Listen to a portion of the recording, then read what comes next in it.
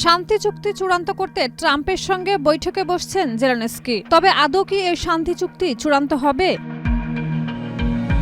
মার্কিন president Donald ট্রাম্পের সঙ্গে সম্ভাব্য বৈঠককে সামনে রেখে কূটনৈতিক তৎপরতা জোরদার করেছেন ইউক্রেনের প্রেসিডেন্ট ভলোদিমির জেলেনস্কি। যুক্তরাষ্ট্রের মধ্যস্থতায় প্রস্তাবিত ২০ দফা শান্তি পরিকল্পনা ও ইউক্রেনের জন্য নিরাপত্তা নিশ্চয়তা নিয়ে এ বৈঠকে আলোচনা হতে পারে। ৪ গুণ শক্তিশালী এনজাইম ও অধিক ফেনা সমৃদ্ধ অরিক্স সিলভার ওয়াশ মাত্র ৭০ টাকায়। বিবিসির প্রতিবেদনে বলা হয়েছে ২৮ ডিসেম্বর ফ্লোরিডায় ট্রাম্প ও জেলেনস্কির বৈঠক অনুষ্ঠিত হওয়ার সম্ভাবনা রয়েছে।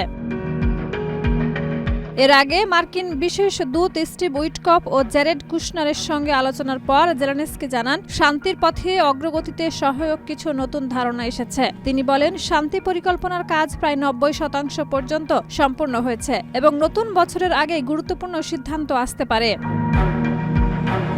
প্রস্তাবিত পরিকল্পনায় পূর্ব ইউক্রেন থেকে সেনা প্রত্যাহার, বেসামরিক অঞ্চল গঠন এবং ভবিষ্যতে রাশিয়ার আগ্রাসনে যুক্তরাষ্ট্র, ন্যাটো সহ যৌথ সামরিক প্রতিক্রিয়ায় নিশ্চয়তার কথা রয়েছে। তবে রাশিয়া ও ইউক্রেনের অবস্থান এখনো ভিন্ন।